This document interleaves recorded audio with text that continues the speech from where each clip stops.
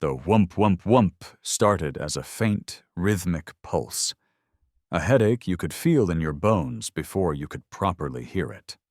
From my throne of agony, a ridiculously expensive medical recliner that looked like a prop from a sci-fi movie, I watched the little screen that showed the front gate of Serenity Meadows. On the screen, a woman with a visor clamped so tightly to her head it was probably leaving marks on her soul, looked up at the sky. Her expression was a perfect cocktail of confusion and indignation.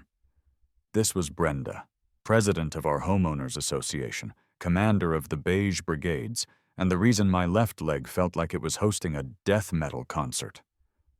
The intercom on my wall, a device she typically used to inform me my recycling bin was 2.5 inches too close to the curb, crackled to life with my own voice, patched through from my phone. "Brenda?" My voice echoed from the speaker, laced with a calm I absolutely did not feel. "Alex again. Quick favor. You might want to take a few steps back from the roundabout inside the gate, and maybe lie flat on the ground. For safety." The sound was getting louder now. A physical pressure against the triple-paned windows of my minimalist prison. Brenda's mouth opened, probably to quote some obscure bylaw about atmospheric disturbances, but no sound came out. She had done this. 3 minutes ago she had pushed the button that launched this whole ridiculous, glorious, and catastrophically expensive sequence of events. 3 minutes ago, I had been a man in pain, simply waiting for his nurse. My phone had buzzed, not with the gate code from Sarah, my nurse, but with her actual number. "Alex? I'm at the gate," she'd said, her voice strained. "There's a woman here. She won't let me in." I sighed. Blonde hair, pink visor. Looks like she's about to ask for the manager of the entire planet. "That's the one," Sarah confirmed. Just then, the official HOA intercom buzzed. I pressed the button. "Go for Alex." "Alexander!" Brenda's voice crackled, each syllable dripping with the smug satisfaction of someone who has caught a rule in the act of being broken. "We have a problem." "Brenda, hi," I said, trying to keep my voice even. The throbbing in my tibial plateau was cranking up to an 11. "That's Sarah, my home health nurse. Can you just buzz her through? I'm about 10 minutes from trying to chew my own leg off." "I'm afraid I can't do that," she said, and I could practically hear her consulting a mental flowchart of obstruction. Her vehicle, a 2021 Toyota Corolla, is not on the pre-approved vendor list. As per Section C, Paragraph 4 of the Community Charter, all commercial or service vehicles require a 48-hour pre-approval to ensure they meet our community's aesthetic and safety standards. I stared at the intercom as if it had personally offended my ancestors. "Brenda, it's a Toyota. Not a monster truck rally. It's a marvel of fuel efficiency and beige paint. It'll fit right in. She's a registered nurse with medical equipment. This isn't a service call to fix a leaky faucet. It's a medical necessity." "The rules are the rules, Alexander," she chirped, the sound grating on my last nerve. "An exception for one is a precedent for all. That's what keeps Serenity Meadows serene. She is welcome to park her non-compliant vehicle outside the community and walk in." I did the math. The main road was a half-mile away. Sarah, a saint in scrubs, would have to lug her heavy medical bag all that way in the August heat because her car hadn't filled out the proper paperwork. Meanwhile, my leg, which I had fractured in a deeply embarrassing incident involving a VR headset, my cat, and a rogue Roomba, was sending distress signals so intense I was worried my teeth would start vibrating. "Walk?" I repeated, my voice dangerously low. "Brenda, are you a doctor? Do you have any medical training whatsoever?" "That's irrelevant." "No, it's very relevant. Because my doctor, a man with an actual medical degree, has prescribed me a specific pain medication regimen that your gatekeeping is currently preventing. So I'm asking you one more time, as a human being in pain talking to another human being who I assume has a heart somewhere under all that polo shirt, please open the gate." There was a pause. For a glorious second, I thought I'd gotten through to her. "I can't," she said, her voice as unyielding as cheap concrete. "The charter is clear." That was it, the snap. It wasn't loud. It was a quiet, cold little thing in the back of my brain. I'd spent 15 years building a software logistics company from nothing. I'd negotiated with venture capitalists who ate nails for breakfast. I'd stared down server crashes that threatened to tank the entire company. I was a problem solver. Brenda had just presented me with a second problem. A very, very stupid problem. And stupid problems deserved brilliantly over-the-top solutions. A slow smile spread across my face. She wanted to play by the rules? Fine, I'd play. "You know what, Brenda?" I said, my voice suddenly cheerful. "You're absolutely right. The rules are the rules. My mistake. I'll have to resort to Plan B." "A wise decision, Alexander," she said, the smugness in her voice so thick I could have spread it on toast. I hung up the intercom. I pulled up my phone and scrolled to a contact I'd put in when I signed up for the platinum-tier health insurance my company's buyout had afforded me. A benefit I'd thought was just a ridiculous perk, like a personal chef or a diamond-encrusted pillbox. The contact was labeled, "Emergency, Platinum Concierge." I pressed the call button. A calm, professional voice answered on the first ring. "Platinum Concierge, how can I help you?" "Hi," I said, wincing as I shifted my leg. "My name is Alex Sterling. I have a policy number here. I'm at my residence, but I have a medical need for immediate transport. A specialist needs to get to me, but my location is inaccessible by conventional ground transport." The operator didn't miss a beat. "I see, sir. Is this a mountain rescue situation?" "Metaphorically," I said.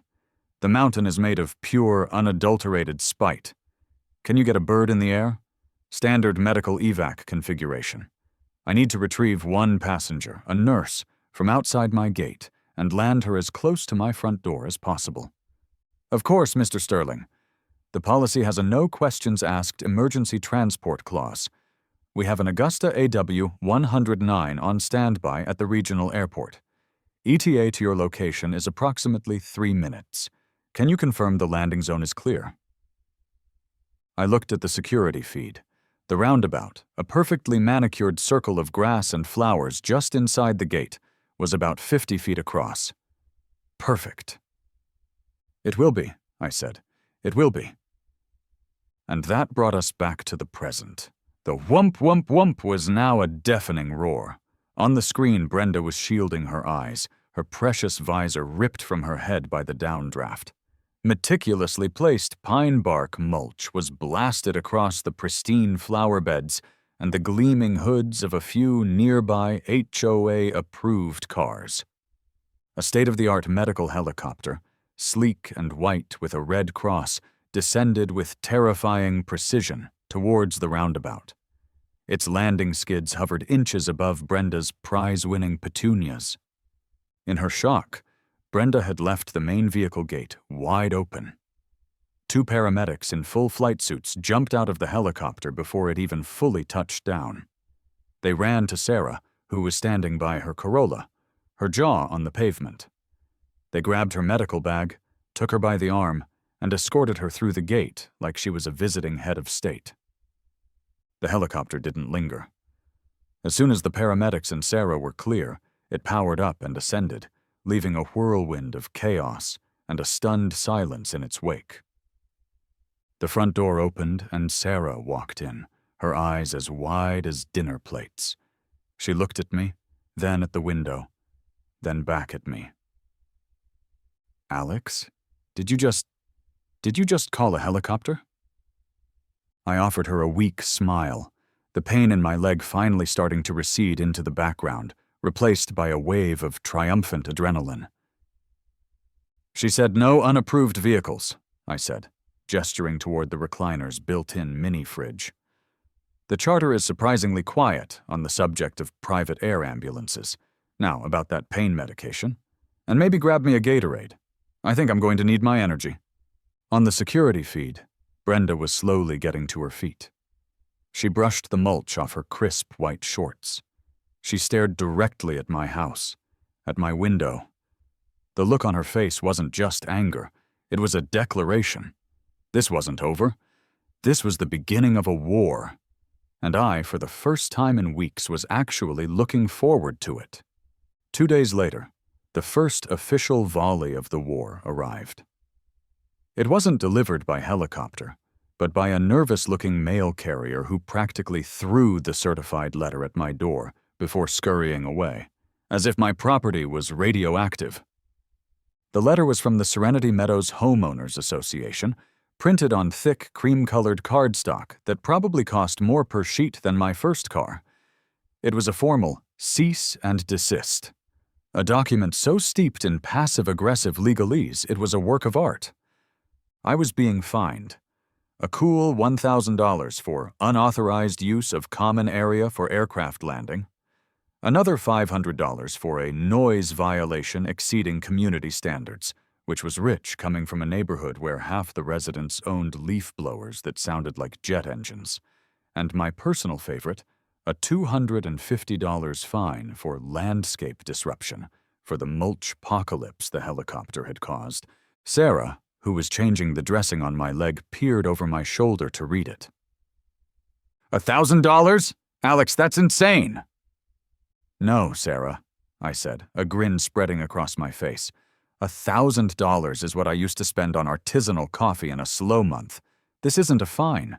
This is a membership fee, an invitation to a game I didn't even know I wanted to play. That afternoon, I did something I hadn't done since my broke startup days, when a single misplaced comma in a contract could mean the difference between payroll and ramen noodles for dinner. I sat down in my home office, propped my leg up on a specially designed ergonomic stool, and I began to read the fine print. I went to the Serenity Meadows community website, a relic of late 90s web design that was an offense to my sensibilities as a software developer, and downloaded the entire corpus of their governing documents, the charter, the bylaws, the covenants, conditions, and restrictions, all 312 pages of glorious, mind-numbing bureaucracy. I poured it all into a document reader, fired up my analysis software, and treated it like hostile code. I was searching for bugs, for exploits, for loopholes. And oh, what loopholes I found. The document was a masterpiece of terrible writing. It was a Frankenstein's monster of legalese, cobbled together over decades by committees of well-meaning but amateur lawyers. It was simultaneously incredibly specific about some things, the exact shade of beige for your mailbox post, Pantone 7527C, and beautifully, fatally vague about others. Article 4, Section 2 on B. No livestock, poultry, or other animals of any kind shall be raised, bred, or kept on any lot, with the exception of a reasonable number of domesticated household pets. What's a reasonable number? Who defines domesticated? My cat, Lucifer, once tried to fight his own reflection in the dishwasher for 3 hours. His level of domestication was highly debatable. Article 6, Section 5. All exterior color palettes must be selected from the approved earth tones list in Appendix C, but it never said you could only use one color. Article 7, Section 1. No structure of a temporary character, trailer, basement, tent, shack, garage, barn, or other outbuilding shall be used on any lot at any time as a residence. But what about a permanent non-residential outbuilding? And then, the crown jewel. Article 7, Section 8. Each lot shall be permitted no more than one flagpole, on which a flag of appropriate size and dignity may be displayed. It specified a maximum flag size of 6 feet by 10 feet. It was, however, curiously, deafeningly silent on the size of the pole itself. A plan began to form in my mind. Not just a plan for revenge, but a grand symphony of malicious compliance. A project so audacious, so expensive, and so perfectly irritatingly legal that it would make Brenda's head spin. But first, an appetizer. The next morning, 2 vans pulled up to my house. One was from a company called Patriot Poles, Inc. The other was from a high-end exterior painting contractor. I supervised from my new knee scooter, a sleek black and silver model that was the Lamborghini of mobility aids. The team from Patriot Poles began to assemble what looked less like a flagpole and more like a radio antenna for communicating with distant galaxies. It didn't take long for Brenda to appear. She didn't walk. She marched. Her pink visor a harbinger of doom. She had her clipboard, her weapon of choice. "What is the meaning of this?" she demanded, pointing a trembling finger at the 60-foot metal behemoth now being carefully raised by 3 burly men. "That is a commercial structure. That is a cell tower. I'm calling the city." I glided over to her on my scooter, holding a freshly printed and highlighted copy of the charter. "Actually, Brenda, it's a flagpole," I said with a cheerful smile. I pointed to the relevant section. Article 7, Section 8. Permits 1 flagpole per residence. Says nothing about height, only the flag's dimensions. Don't worry, I'll be flying a lovely regulation-sized 6x10 American flag. It's going to look majestic way up there. You'll probably be able to see it from space. Her face went through a fascinating series of colors, none of which were on the approved HOA palette. Her mouth opened and closed, but no sound came out. She was rebooting. Before she could fully process the flagpole, I gestured toward my driveway. The other team was on their hands and knees, meticulously painting. "And while I have you here," I continued, "I wanted to let you know I'm also addressing the fine for the landscape disruption." I felt terrible about the mulch, so I decided to spruce up my driveway to show my community spirit. As you can see, I'm being incredibly careful to adhere to the rules. I pointed to Appendix C of the Charter, which I also had handy. It says here, approved earth tones, and then lists 12 different shades of beige and tan. 12 of them, Brenda, from desert dust to sandy sorrow. It does not, however, say you can only use one of them at a time. Her eyes followed my finger to the driveway. It was being painted in a perfect 2x2-foot checkerboard pattern. A nauseating, optical illusion-inducing grid of all 12 approved shades of beige. It was hideous. It was chaotic. It was an affront to good taste. And it was 100% compliant. It looked like a desert had thrown up on a chessboard. It was the most beautiful thing I had ever seen. Brenda stared at the driveway, then at the 60-foot flagpole that now towered over her house, then at me, perched on my scooter with the serene smile of a Bond villain who had just revealed his master plan. For the first time since I'd met her, Brenda was utterly speechless. She clutched her clipboard to her chest like a shield, but its power was gone. She had built her kingdom on the shaky foundation of vague rules, and I had just exposed the cracks. I gave her a little wave. "Have a serene day, Brenda." She turned, not marching this time, but stumbling slightly, and retreated to her beige castle across the street. I knew this was just the appetizer. The main course was going to be so much better. My grand project, the one that had been blooming in my mind ever since I'd read the Charter's vague definition of accessory structures, required a general. I was the strategist, the man with the vision and the bank account, but I needed someone on the ground, a contractor who could translate my spite-fueled architectural dreams into steel and concrete reality. The first 2 interviews were disasters. They were slick, polo shirt-wearing guys from big corporate construction firms. They arrived in shiny new trucks with logos that screamed, "We charge for consultations." The first guy, Chad, looked at my 3D rendering, and recoiled as if I'd shown him a picture of a spider. "I'm sorry, Mr. Sterling," he'd said, adjusting his collar. "Our firm specializes in modern farmhouses and Tuscan-inspired outdoor kitchens. This is not in our wheelhouse. It doesn't respect the architectural vernacular of the community." "The architectural vernacular is beige," I told him. "This is my artistic interpretation." Chad made a hasty exit. The second guy, Brad, was even worse. He saw the plans and started talking about brand synergy and community integration. He suggested we could make the structure more approachable by adding some shiplap. I thanked him for his time and showed him the door before I said something I'd regret. Then came Gus.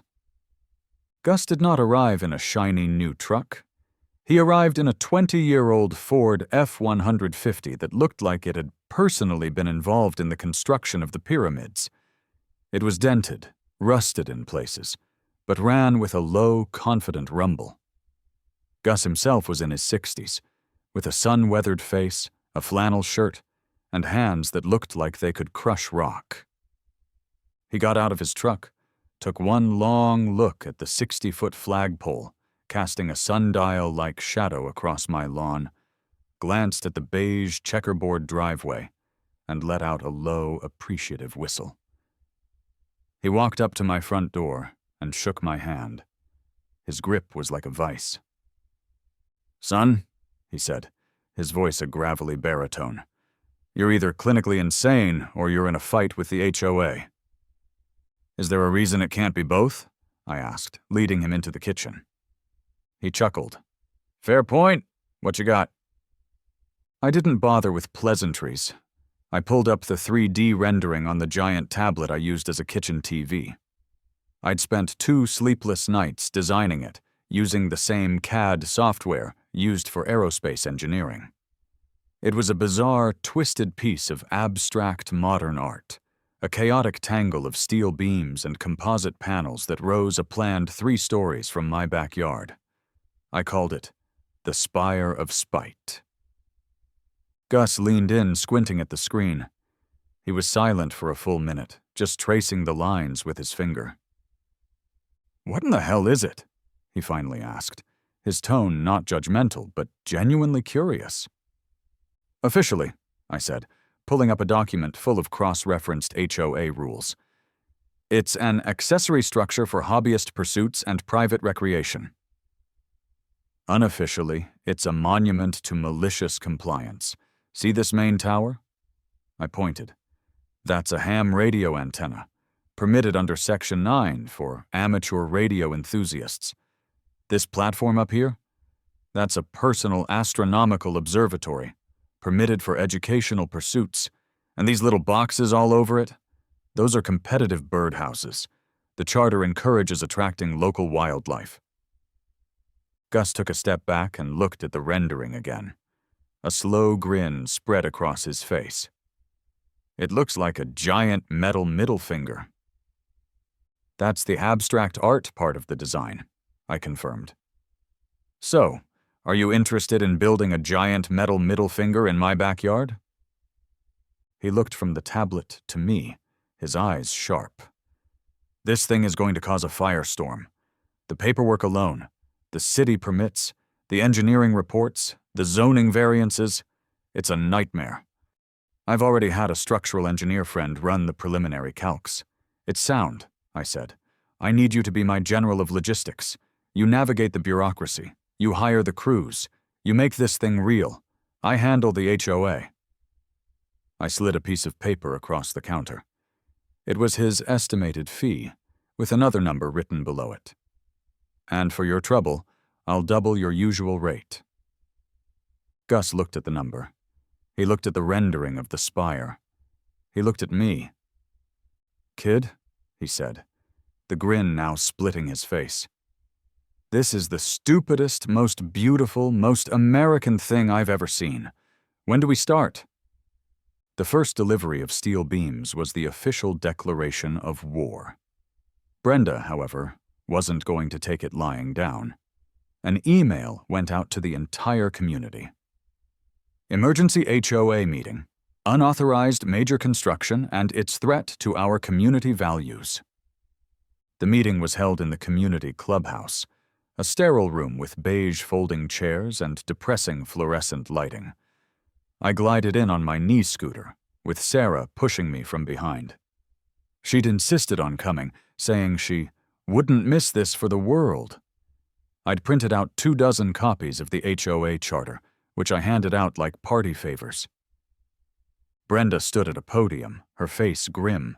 She launched into a passionate speech about harmony, property values, and the sanctity of beige. She proposed a new emergency amendment, the Flagpole Limitation and Accessory Structure Clarification Act of 2025. As she made her case, I'd politely raise my hand. "Point of order, Madam President," I'd say, my voice echoing slightly in the quiet room. Brenda's eye would twitch. "Yes, Alexander?" "According to the meeting bylaws, which I have right here," I'd say, holding up my copy, Section 2, Paragraph A, any new amendment to the Charter requires a 14-day written notice period for community review and comment. This meeting was announced via email 3 days ago. So shouldn't we table this discussion until the proper notification period has been observed? A murmur went through the room. Brenda's lawyer, a sweaty man in a cheap suit, whispered furiously in her ear. She stammered, "This is an emergency." "An emergency is a fire or a flood," I countered cheerfully.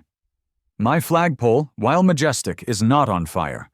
In fact, while we're talking about rules, I have a question about Section F, subsection 12, regarding shrubbery height.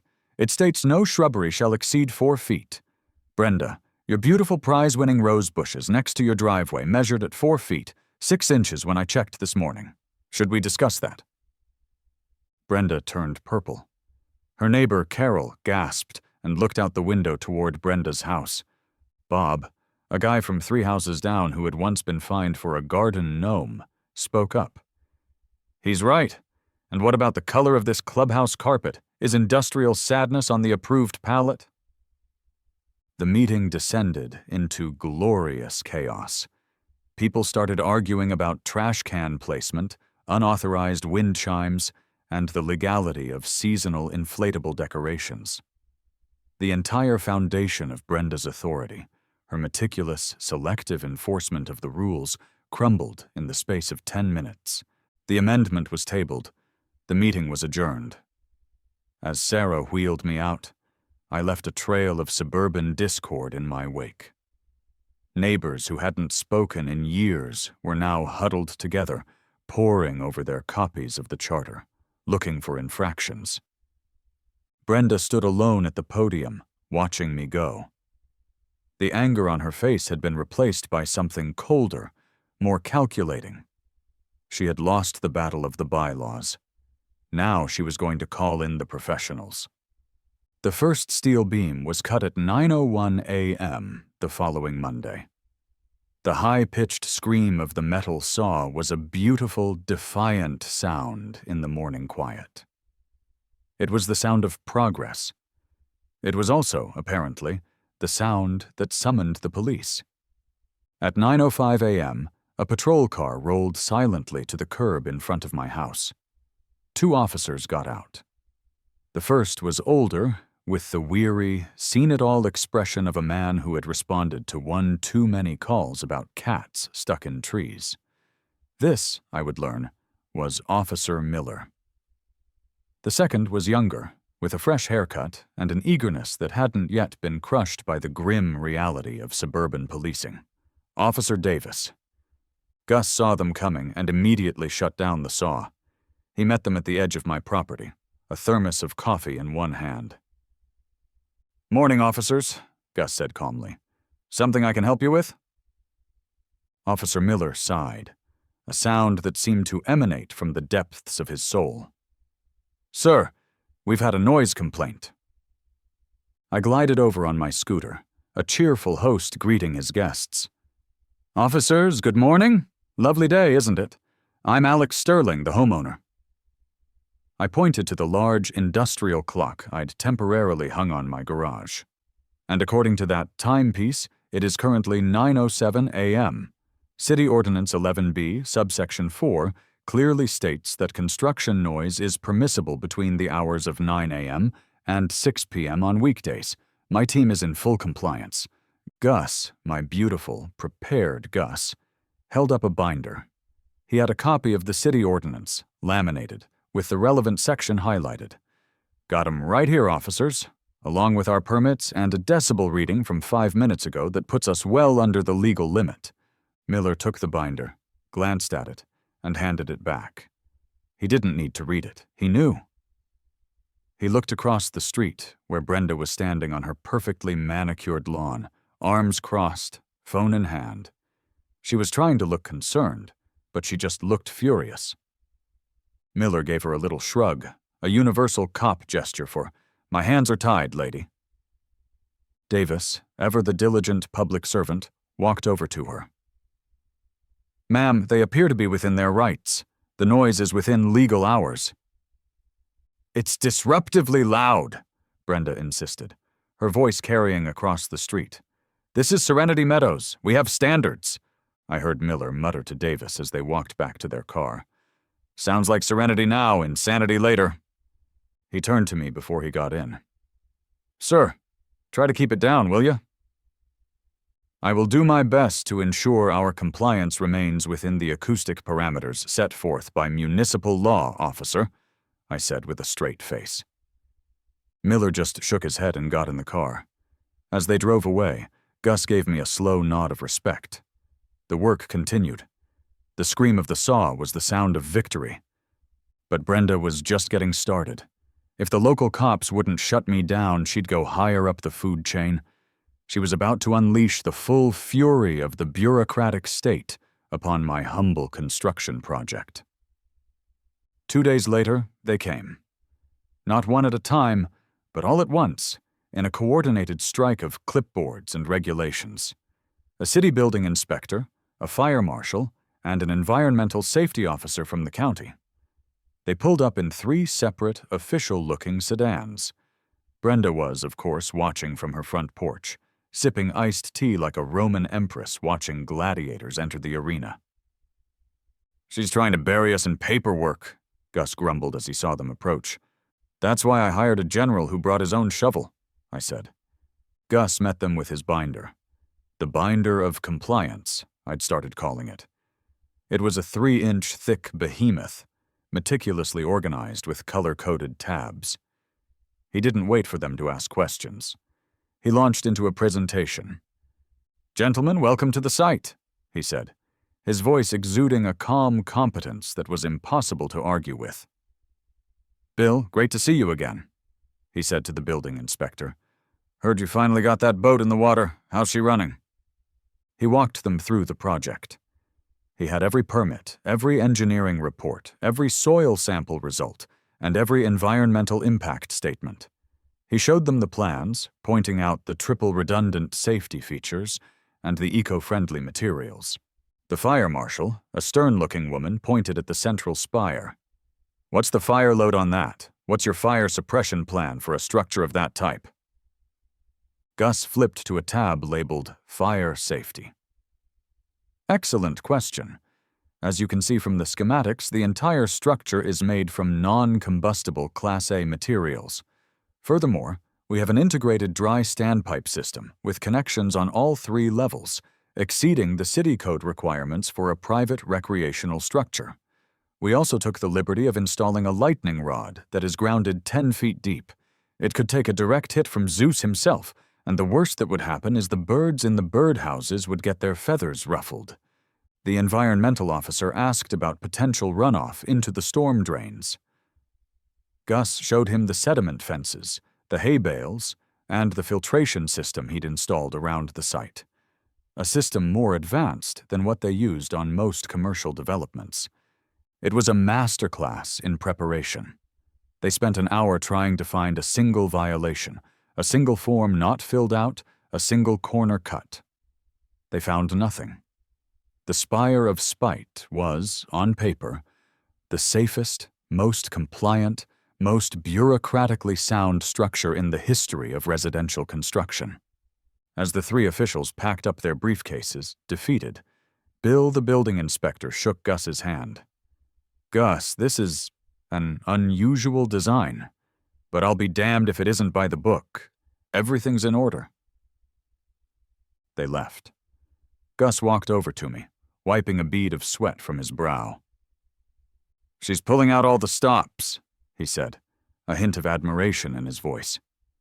Good, I said, looking at the concrete foundation, now fully cured and ready for the next phase. It'll make the finale that much sweeter. There was no turning back now. The Spire of Spite was officially city-approved, police-vetted, and rising from the earth. And it was starting to draw a crowd. The cease and desist from the HOA's lawyers was a significant escalation. It landed in my inbox with the thud of a gauntlet being thrown down. The language was much sharper this time. Gone was the passive-aggressive tone of Brenda's letters. This was cold, hard legal threat. They were classifying my accessory structure as a disguised commercial communications tower, claiming it violated the aesthetic harmony of the community, and threatening an immediate injunction to halt all construction. They're bringing in the big guns, I said into my speakerphone. On the other end of the line was Arthur, my lawyer. Arthur was the opposite of me in every way. He was dry, humorless, and saw the world not in code, but in clauses and subclauses. He was, however, brutally effective. Alexander, he said, his voice as crisp as a fresh bill. This is delightfully petty. I've reviewed their letter. Their entire case hinges on a subjective interpretation of aesthetic harmony. In legal terms, that's like trying to sue someone because you find their tie ugly. It's weak, but they can use it to file for an injunction and tie you up in court for months, bleeding you dry with legal fees. So we fight the injunction? I asked, looking out the window at the steel skeleton of the spire, which was now creeping above my roofline. We don't defend, Alexander, Arthur corrected me. We attack. A good defense is a strong offense. I've been reviewing all the correspondence you forwarded me. Brenda's constant unannounced inspections of your property line, the documented frivolous police calls, the attempt to block a licensed medical professional from performing her duties. It's a clear pattern of targeted harassment. We're not going to wait for their lawsuit. We're going to file our own. We'll sue the HOA, and Brenda personally as its acting agent, for harassment. And we'll seek damages. We'll also file for a temporary restraining order against her, citing her continued attempts to interfere with your lawful enjoyment of your property. I couldn't help but laugh. Arthur, you're a poet. I'm a lawyer, he replied without a hint of irony. Poetry doesn't have billable hours. I'll have the suit filed by the end of the day. While Arthur was fighting the war on the legal front, I was dealing with the battle for hearts and minds on the ground. The neighborhood was now visibly divided. The spire was a Rorschach test for Serenity Meadows.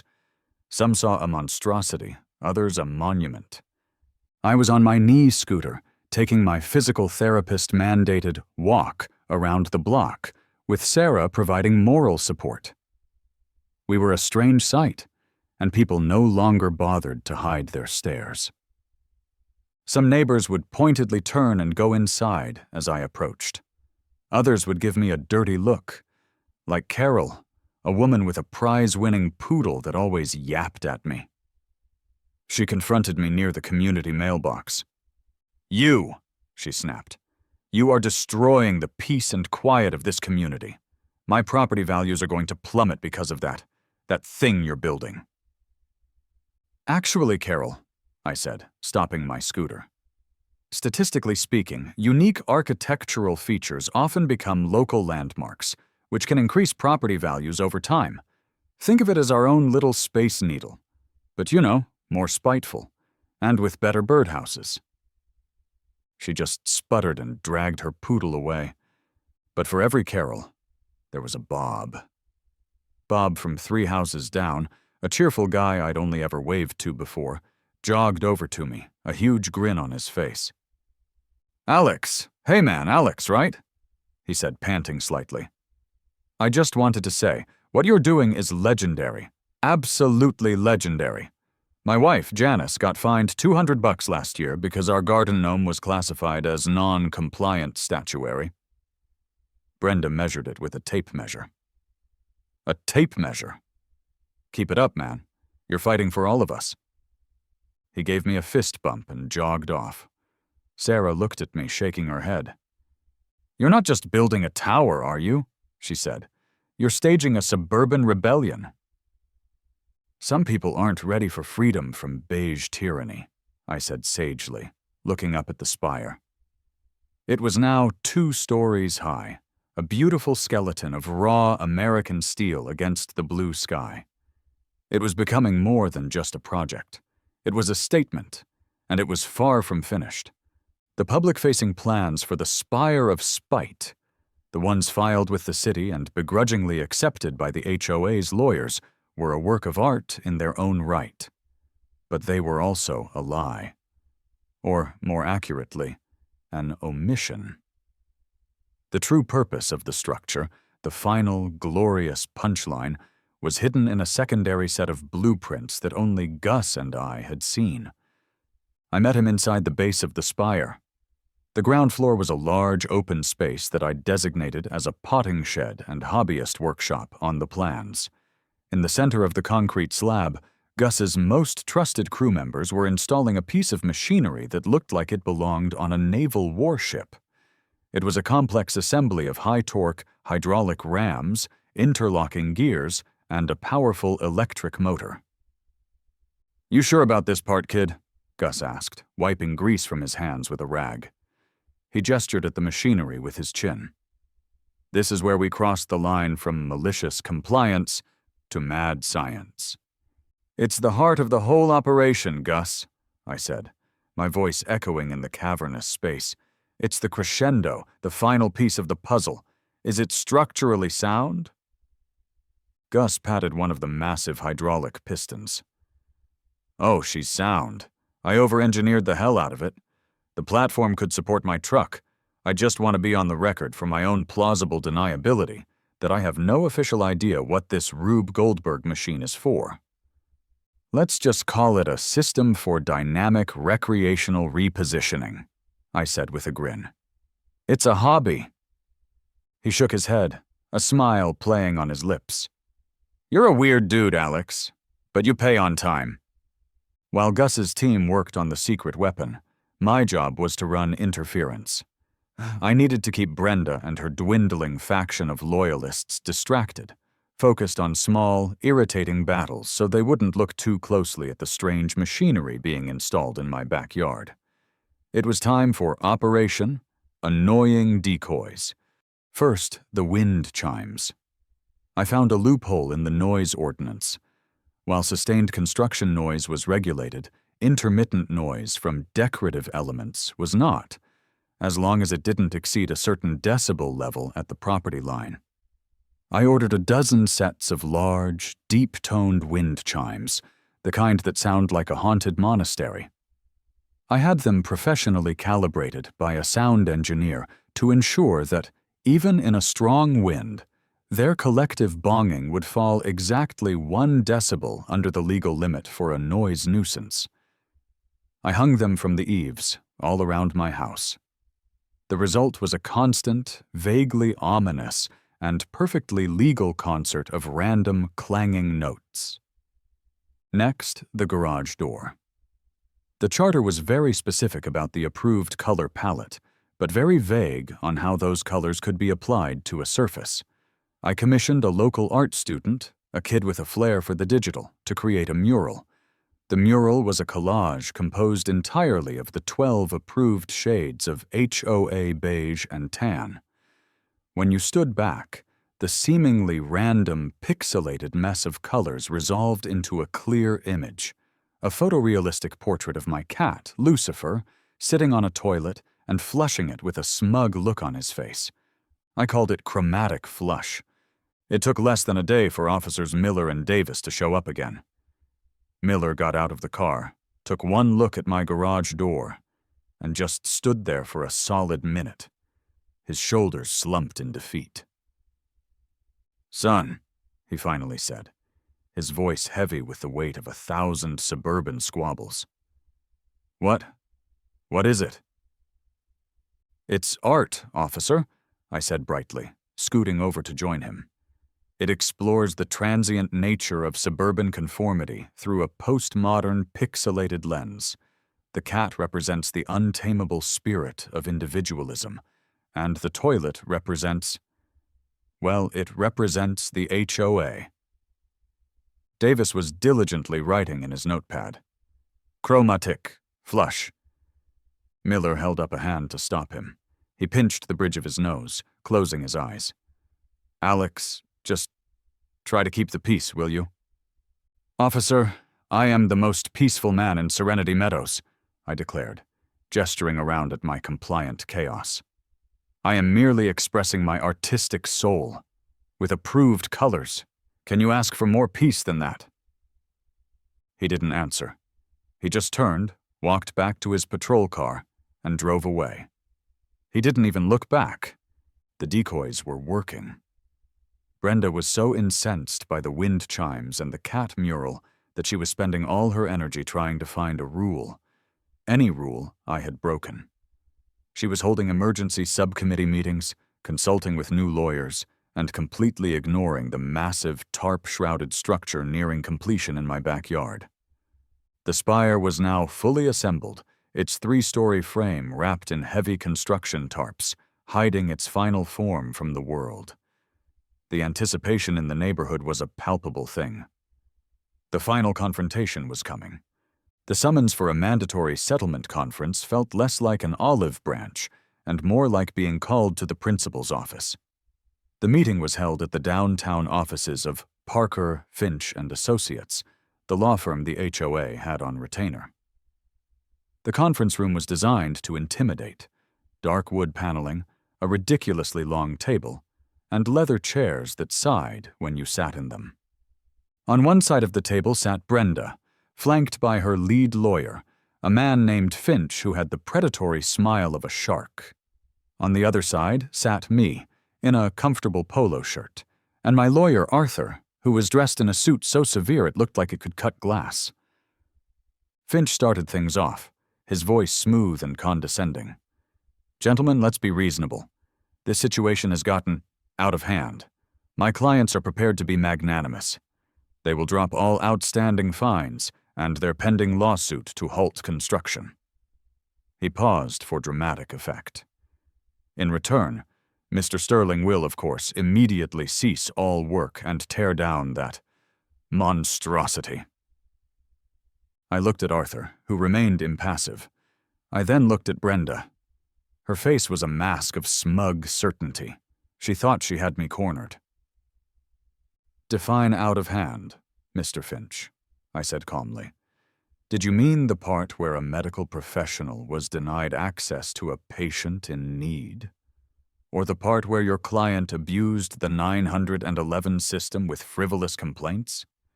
Or maybe the part where I'm just exercising my rights as a property owner? I'm a little confused about which part we're supposed to be reasonable about." Finch's smile faltered. "My client was simply enforcing the community's established rules." "Your client was on a power trip," I countered. "But in the spirit of de-escalation, we're prepared to make a counteroffer." "Arthur?" Arthur, who had been silent until now, slowly pushed a slim folder across the polished table. "Our counteroffer is as follows," he stated, his voice devoid of emotion. 1. The Serenity Meadows Homeowners Association will issue a formal, public apology to my client, Mr. Sterling, and to his nurse, Miss Sarah Jenkins, for the events of August 12th. 2. The HOA will immediately reimburse my client for all legal fees incurred to date. 3. Miss Brenda O'Connell will tender her immediate and permanent resignation from the HOA board. And 4. A new clause, which I have taken the liberty of drafting, will be added to the charter, explicitly permitting unimpeded access for all licensed and insured medical personnel, 24 hours a day, regardless of their vehicle's make, model, or pre-approved status. He leaned back. In return for these small considerations, my client will graciously agree to drop his multi-million-dollar harassment lawsuit against the HOA and Miss O'Connell personally. The silence in the room was absolute. Finch's jaw was slack. Brenda's face had gone from smug to crimson. "Never!" she shrieked, slamming her hand on the table. The water glasses rattled. "I will not be terrorized by this anarchist. I will not resign. We will see you in court. We will take your house. We will bury you in legal fees until you are bankrupt." Finch tried to calm her down, but the dam had broken. She was unhinged. I stood up, grabbing my cane. "Okay then," I said with a pleasant smile. "Just wanted to make sure you had one last clear chance to de-escalate. We'll consider that your final answer." I turned to her lawyer. "Mr. Finch, thank you for the coffee. It was mediocre." Arthur and I walked out, leaving Brenda still shouting in the conference room. The negotiation had failed, just as I knew it would. Spectacularly. The battle lines were no longer just drawn, they were carved in stone. There was only one thing left to do. Send out the invitations. The invitations were simple, elegant, and infuriatingly vague. They were printed on the same thick, cream-colored cardstock the HOA used for its threatening letters. A little touch I couldn't resist. They were hand-delivered to every single house in Serenity Meadows. You are cordially invited to the official unveiling of the Aviary, a celebration of art, science, and community. Saturday at 3 p.m. at the residence of Alex Sterling. Refreshments will be served. "The Aviary?" Sarah asked, reading one over my shoulder. "That sounds so much more neighborhood-friendly than the Spire of Spite." "It's all about marketing, Sarah," I said. "Perception is reality." The day of the unveiling was bright and sunny. A perfect Saturday for a suburban spectacle. My backyard, which had been a chaotic construction site for weeks, was now pristine. I'd had fresh sod laid down, and a catering company had set up tables with lemonade and cookies. It looked like a pleasant neighborhood block party. Except, of course, for the 3-story, tarp-covered behemoth that loomed over everything like an Egyptian obelisk waiting for its moment. And they came. They all came. My allies, like Bob and his wife, were front and center, buzzing with excitement. The neutrals, the curious, the gossips filled in the middle ranks. And at the back, near the property line, stood the enemy. Brenda, dressed in funereal black, flanked by her sweaty lawyer, Finch. She had her phone out, recording, ready to document every possible violation. Even Officers Miller and Davis were present, parked discreetly down the street in their patrol car, window down. Miller had a pair of binoculars. I gave him a little wave. He did not wave back. At 3 p.m. sharp, I stepped up to a small podium with a microphone. I was using a cane now, my leg mostly healed, but I kept a slight limp for dramatic effect. "Hello, everyone. Thank you all for coming," I began, my voice carrying over the quiet chatter. When I moved to Serenity Meadows, I was looking for a community. And a community, I've learned, is about much more than just a set of rules on a piece of paper. It's about looking out for each other. It's about being reasonable. It's about accommodating each other, especially in times of need. I glanced meaningfully toward Brenda. This project, the Aviary, is a tribute to that spirit of community and forward thinking. Brenda scoffed loudly. "But what is it, you ask?" I continued, a showman's smile on my face. "Well, let's see." I pressed a button on a small remote I held in my hand. High above, electric motors whirred to life. With a series of satisfying snaps, the clips holding the massive tarps released. The heavy canvases fell away, revealing the structure for the first time. It was exactly as I had designed it. a bizarre, magnificent, three-story sculpture of twisted steel and shimmering composite panels.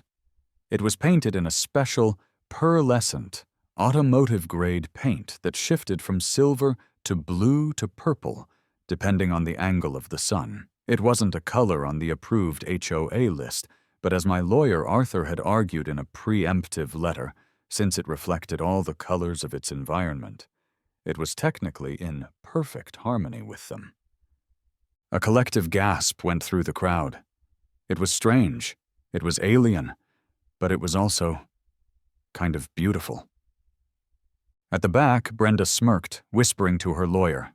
I could read her lips. "That's it. It's just an ugly statue. We can fight this on aesthetic grounds." She thought she'd won. She thought this was the final reveal. As I told the city inspectors, I said into the mic, letting her enjoy her fleeting moment of victory. The aviary is a multi-purpose structure. It's a powerful ham radio antenna, I said, pointing to one spire. It's a personal astronomical observatory. I gestured to a platform with a covered telescope. And of course, it's a sanctuary for our feathered friends. I pointed to the dozen ornate, modern birdhouses integrated into the design. But it has one other feature, I said, my voice dropping slightly. A feature I designed to ensure that a medical professional, or a firefighter, or any other critical guest, for that matter, will never, ever be blocked from accessing this property again. I locked eyes with Brenda. Her smirk faltered. I pressed a second, larger button on my remote. From the base of the structure came a deep, powerful hum, the sound of the hydraulic machinery kicking into gear. The crowd murmured, confused. Then, with the smooth, inexorable precision of a spaceship transforming in a movie, the top third of the sculpture began to move. Panels of the abstract art slid back into hidden recesses. Supporting arms of polished steel unfolded from the main body. The entire top platform, which had been a chaotic jumble of angles, began to flatten and expand. Gears meshed, pistons hissed, and the pieces locked into place with a series of satisfying metallic clunks. In less than 30 seconds, the top of my bizarre sculpture had transformed into a sleek, flat, 20 by 20 foot platform, complete with painted safety markings and embedded landing lights. The crowd was dead silent. I let the moment hang in the air. "It's also," I announced, my voice booming in the silence, "a fully city-certified FAA-compliant private-use helipad. The permit was approved last Tuesday. Mr. Finch, I believe your office was copied on the approval notice." Finch's face was white. He fumbled in his briefcase, pulling out a sheaf of papers. Brenda stared at the platform, her mouth hanging open, the color draining from her face. And then, as if on cue, came the sound. Whoomp, whoomp, whoomp. Heads turned towards the sky. It wasn't a medical chopper this time. It was a sleek, black, private R-44 helicopter. It descended with practiced ease, lining up perfectly with the new landing pad in my backyard. With a final rush of wind that sent paper plates flying, it touched down gently on the platform. The helicopter door opened, and out stepped Sarah, my nurse. She was still in her scrubs, but this time she was wearing a professional pilot's headset around her neck. She gave the stunned crowd a cheerful wave and a thumbs up. I handed her the microphone as she walked down the structure's integrated staircase. "Flight lessons were part of my hazard pay package," she announced to the gobsmacked audience. "His next physical therapy appointment is in 5 minutes. Gotta say, traffic was a breeze." The silence broke. A single person started clapping, and then another, and then the entire backyard erupted in a wave of laughter, cheers, and applause. Bob was chanting my name. Neighbors were shaking my hand, slapping me on the back. I looked over at Brenda. She was just standing there, her phone forgotten in her hand, utterly and completely defeated. The aviary My beautiful spire of spite loomed over her, a shimmering, transformative monument to her own spectacular failure of imagination. Checkmate. The fallout from the unveiling was swift and decisive. The war didn't end with a treaty. It ended with an unconditional surrender. The next morning, a new post appeared on the Serenity Meadows Community Forum. It was from Brenda. To the residents, effective immediately, I am resigning from my position as president of the Homeowners Association Board. My family and I will be relocating. Our house will be on the market by the end of the week. Sincerely, Brenda O'Connell. No explanation, no farewell, just a terse, digital white flag. The comment section below it was a digital battlefield of its own. A handful of "thank you for your service" posts were quickly drowned out by a tidal wave of "good riddance," celebratory memes, and Bob posting a picture of his newly reinstated garden gnome, now wearing a tiny pilot's helmet. A week later, I was holding court in my living room. Bob was there, along with a few other enthusiastic neighbors who had swept the emergency HOA board election. They'd made Bob the new president. "Okay, first official board meeting of the new era," Bob announced, using a coaster to rap on my coffee table like a gavel. "First order of business. We're repealing the gnome statute. All statuary, regardless of whimsy, is hereby welcome in Serenity Meadows." There were murmurs of approval. "Second," he continued, "we're formally adopting Alex's medical access guarantee clause into the charter. No one is ever getting blocked from helping a neighbor again. All in favor?" A chorus of ayes filled the room. "Third, what do you guys think about a community pizza oven down by the clubhouse?" The new HOA was one of reason, common sense, and a healthy appreciation for pizza. The beige tyranny was over. The community, for the first time since I'd moved in, actually felt like one. It was more serene than it had ever been under Brenda's iron rule. A few days after that, I was sitting in my backyard under the shadow of my magnificent folly. Gus was there, picking up his final, very large check. Sarah was there too, having arrived by Toyota, and we were sharing a peaceful cup of coffee. "You know," Gus said, folding the check and putting it in his shirt pocket, "in 40 years of building things, houses, decks, kitchens, the whole lot, that was the most ridiculous, stressful, and downright fun I've ever had. You ever want to build something else stupid, you give me a call." "I'll keep that in mind, Gus," I laughed. "So," Sarah asked, looking up at the structure, "are you going to keep the helipad? Are you taking up flying as a hobby now?" I shook my head. "Nah, the helicopter was a one-time rental.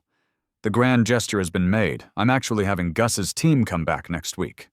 I pointed to the top. "They're going to convert the pad into the world's most over-engineered rooftop garden and barbecue pit. I'm thinking a built-in smoker, some comfortable seating. It'll be nice." "So it's all coming down?" she asked, a little disappointed.